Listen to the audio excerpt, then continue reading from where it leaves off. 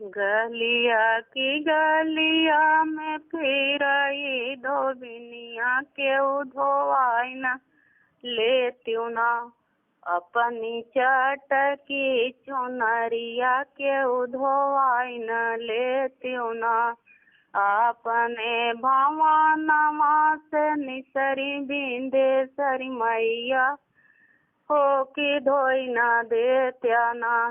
हमारी चटकी चुनरिया धोबिया धोई न देत्या ना। हमारी चटकी चुनरिया धोबिया धोई न देत्या ना। धोई के चुनरिया धोबिया फेंकही कसवा चुनरी झुराई गईली ना। बिना घमवाया रे बयरिया चुनरी झुराई गईली ना। गलिया के गलिया में फिरही धोबिनिया केहू धोवाई न लेत्यूं ना। अपनी चटकी चुनरिया केहू धोवाई न लेत्यूं ना। अपने भवनमा से निसरी शीतला मैया धोबिया धोई न देत्या ना। हमारी चटकी चुनरिया धोबिया धोई न देत्या ना। धोई के चुनरिया धोबिया फेंकही कसवा चुनरी झुराई गईली ना। बिना घमवाया रे बयरिया चुनरी झुराई गईली ना। गलिया की गलिया में फिरही धोबिनिया केहू धोवाई न लेत्यूं ना। अपनी चटकी चुनरिया केहू धोवाई न लेत्यूं ना। अपने भवनमा से निसरी वैष्णो देवी धोबिया धोई न देत्या ना।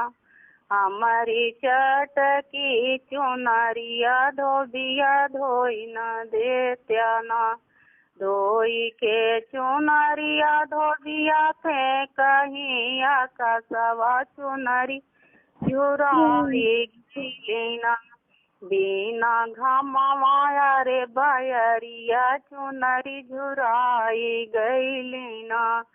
गलिया की गलिया में फिरही धोबिनिया केहू धोवाई न लेत्यूं ना। अपनी चटकी चुनरिया केहू धोवाई न लेत्यूं ना। अपने भवनमा से निसरी दुर्गा मैया धोबिया धोई न देत्या ना। हमारी चटकी चुनरिया धोबिया धोई न देत्या ना। धोई के चुनरिया धोबिया फेंकही कसवा चुनरी झुराई गईली ना। बिना घमवाया रे बयरिया चुनरी झुराई गईली ना। गलिया की गलिया में फिरही धोबिनिया केहू धोवाई न लेत्यूं ना। अपनी चटकी चुनरिया केहू धोवाई न लेत्यूं ना।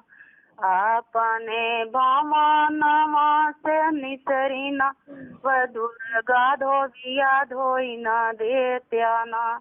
हमारी चटकी चुनरिया धोबिया धोई न देत्या ना। धोई के चुनरिया धोबिया फेंकही कसवा चुनरी झुराई गईली ना।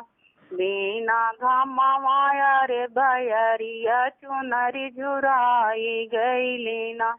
बिना घमवाया रे बयरिया चुनरी झुराई गईली ना।